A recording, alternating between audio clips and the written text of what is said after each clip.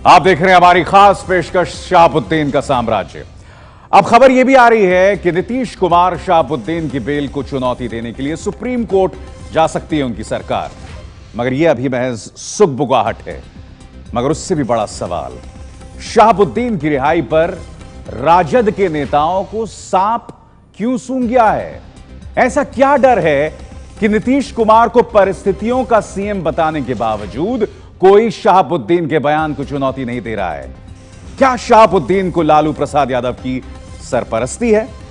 और क्या इसी वजह से शहाबुद्दीन बिहार में खौफ का साम्राज्य खड़ा कर पाया है?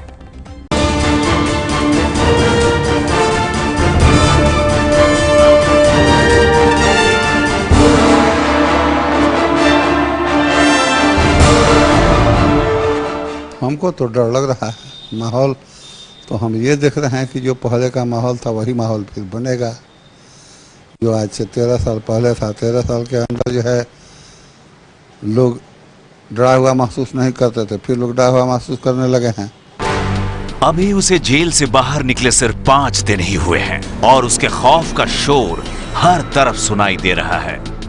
11 साल तक जेल में रहने के बाद बिहार में आज भी शहाबुद्दीन का आतंक बरकरार है।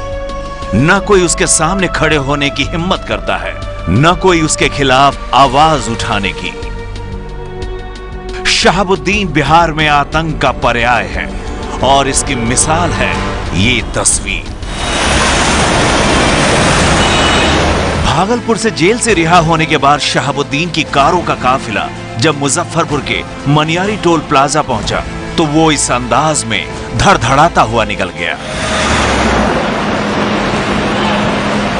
शहाबुद्दीन से टोल वसूलना तो दो, किसी ने रोकने की भी हिम्मत नहीं की। शहाबुद्दीन का नाम सुनते ही टोल के दरवाजे खोल दिए गए और एक एक करके उसके काफिले की करीब 200 गाड़ियां यहां से निकल गईं।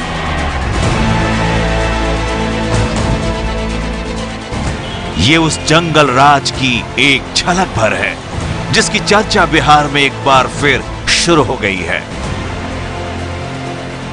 11 साल तक जेल में रहने के बाद न शहाबुद्दीन का अंदाज बदला है और न ही तेवर। सिवान के इस बाहुबली ने जेल से बाहर आने के साथ ही बिहार की राजनीति में भी तूफान खड़ा कर दिया। नीतीश कुमार के बारे में क्या ख्याल है? नहीं, परिस्थितियों के मुख्यमंत्री। सीएम, रेगुलर सीएम उसको कहते हैं जो मास से आते हैं, और एक होता है जो गठबंधन बना और परिस्थिति ऐसी बनी कि हमने ऐसे आदमी को जैसे आपको मैं बता दूं, कोड़ा को मधु कोड़ा को सिर्फ 2 सीट पर आपने चीफ मिनिस्टर बना दिया। परिस्थिति की वजह से न बनने है। हमने भी यही कहा कि सिचुएशन ऐसा बनता गया, हालात ऐसे बनते गए कि चीफ मिनिस्टर बने। मुझे किसी चीज़ पर रिग्रेट भी नहीं है, क्योंकि मैं बड़े सोच समझ के बोलता हूँ। हमने सच बोलना सीखा है, बोलते हैं। बिहार के मुख्यमंत्री नीतीश कुमार पर एक के बाद एक हमला कर शहाबुद्दीन ने अपने इरादे साफ कर दिए। सुशासन का दम भरने वाले नीतीश के लिए आने वाले वक्त मुश्किलों से भरा हो सकता है। जिन लालू यादव के सहारे नीतीश बिहार में अपनी सरकार चला रहे हैं, शहाबुद्दीन उन्हीं की सरपरस्ती में पला बढ़ा है।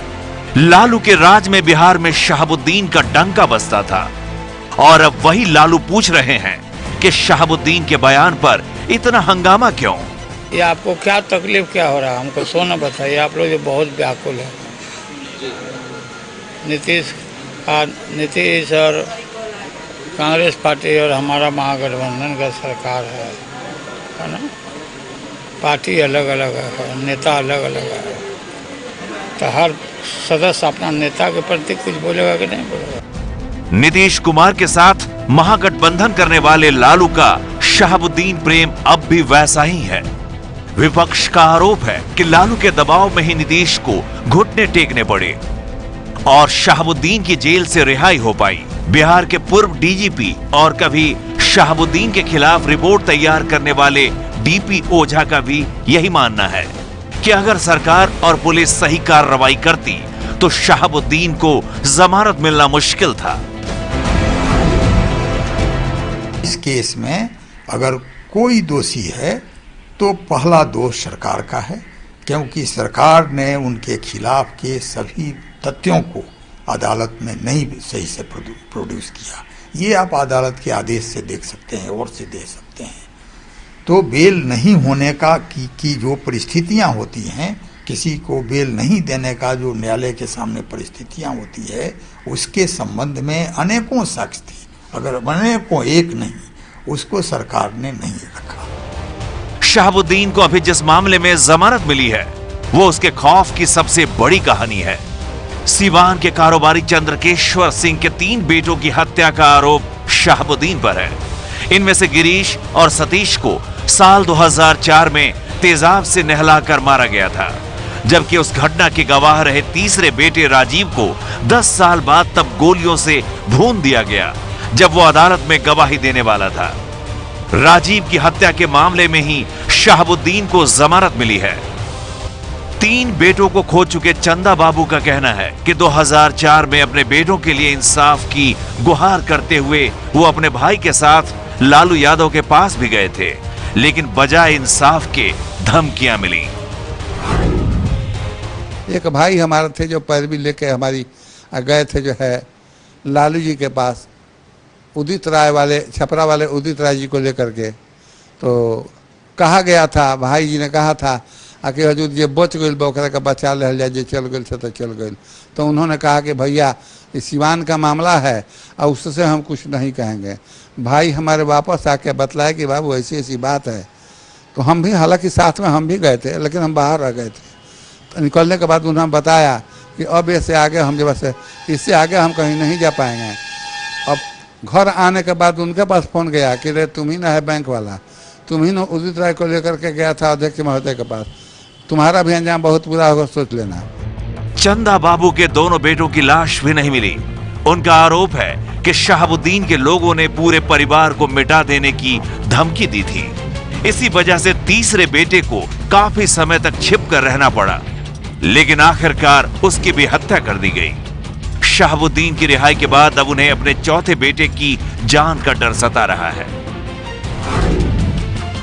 एक बच्चा है जिसके सहारे हम हम लोग जी रहे हैं, जो विकलांग है। तो सब तो मेरा चला गया। एक बच्चा जो फूटी कौड़ी, हम समझते हैं कि एक फूटी कौड़ी हमारे पास बची हुई है, कहीं उस फूटी कौड़ी को भी उसके दिमाग में ये बात आए कि उसको भी छीन लो, तो हो सकता है कि उसको भी मरवा दें। सीवान में शहाबुद्दीन के जुल्म का शिकार सिर्फ ये परिवार ही नहीं है, वहां उसके खौफ की न जाने कितनी कहानियां हैं। शहाबुद्दीन उस वक्त सिर्फ 19 साल का हुआ करता था जब 1986 में पहली बार उसके खिलाफ आपराधिक मुकदमा दर्ज हुआ था। इसके बाद चंद सालों में ही पुलिस रिकॉर्ड में शहाबुद्दीन ए श्रेणी का हिस्ट्री शीटर बन गया।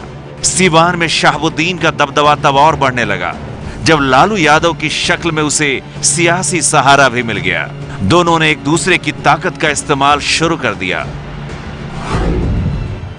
लालू MY की राजनीति करते हैं, मुस्लिम यादव की राजनीति करते हैं। मुसलमानों का नंबर है 16% से ज़्यादा बिहार में। तो जो राजनीति लालू प्रसाद जी करते हैं उसमें शहाबुद्दीन, आप लोगों ने देखा होगा कि खास करके उनके कम्युनिटी में यंग जनरेशन का उनके तरफ झुकाव है। इस हिसाब से लालू प्रसाद उस वोट बैंक को देखते हुए जिसकी राजनीति करते हैं वो शहाबुद्दीन से नजदीक रहते हैं। 1990 में शहाबुद्दीन ने पहली बार सीवान से विधानसभा चुनाव लड़ा और उसके बाद से सीवान में शहाबुद्दीन की अपनी सत्ता चलने लगी। लोग उसके नाम से ही कांपते थे। पुलिस और प्रशासन शहाबुद्दीन के सामने अपने घुटने टेक चुका था। यहां तक कि 2001 में जब एक पुलिस अधिकारी किसी मामले में वारंट लेकर शहाबुद्दीन के घर पहुंचा तो शहाबुद्दीन ने उसे थप्पड़ मार दिया। जानकारों के मुताबिक इस सब की वजह शहाबुद्दीन को मिला राजनीतिक संरक्षण था। ये खौफ सिर्फ राजनीतिक संरक्षण से आया, दूसरा कोई नहीं है। राजनीतिक संरक्षण अगर नहीं हो तो एक थाना का थानादार काफी है इसे खौफ को खत्म कर देने के लिए। 2 बार विधायक और 4 बार सांसद रह चुके शहाबुद्दीन पर अब तक कुल 63 मामले दर्ज हो चुके हैं। इनमें से 36 सीवान जिले में विचाराधीन हैं। कुछ मामलों में वो बरी हो चुका है और 8 मामलों में उसे सजा हो चुकी है। सवाल है कि सुशासन बाबू बने नीतीश क्या शहाबुद्दीन जैसे माफिया को दोबारा जेल भेजेंगे या फिर गठबंधन की मजबूरी के नाम पर खामोश रहकर बिहार को दोबारा जंगल राज की तरफ धकेल देंगे। पटना से प्रकाश कुमार की रिपोर्ट।